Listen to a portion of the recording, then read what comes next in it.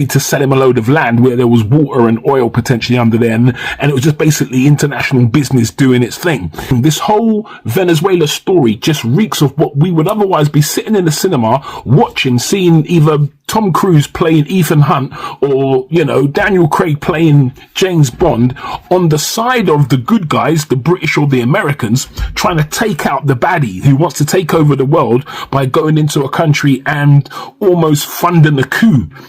You know, you hear about these things happening, and we're seeing it in real time, in broad daylight, where they're not secretly working behind the scenes. They're blatantly rocking up to a country and taking out a president. Now tell me, don't you have to pass these things through Congress? Don't you have to, you know, like in the UK, if you wanted to go to war, you gotta get the backing of the parliament, the backing of the people before you go in and do something like this. What gives Trump the power and the right to just go ahead and do something like that? You know, you just come back of New Year's and Christmas and thought to yourself, you know what, yeah, let's just kick the new year off and go in and take over a country. I mean, how do you take out the president and say you're going to be running the country until things get sorted? How the hell do you justify that? You told me, I'm not a political expert, I don't know it all, but what I'm giving you is my reaction to that, and I just want to know from you lot, am I going mad? This I know it wasn't no deep fake. This is actually really happening.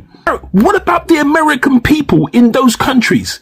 Imagine if you're an American person working in any of those, living and working in any of those South American countries, and you've got friends and you've got relationships and families and you've got businesses and work, and you know, there are Americans everywhere in the world, including South America.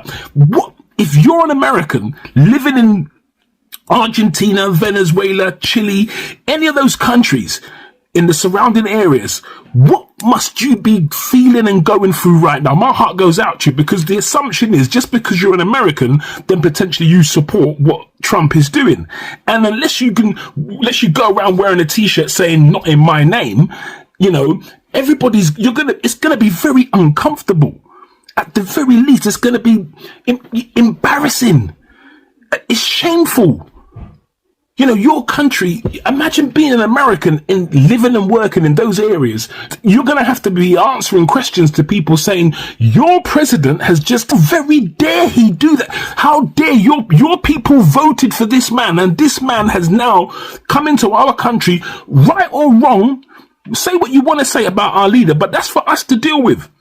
This is my prediction. I predict at some point you're going to see Donald Trump rock up at a press conference and say, by the end of all of this, the Venezuelan people are going to thank me. I bet you he believes that the Venezuelan people are grateful to him for doing that. That's how this guy, the audacity and the barefaced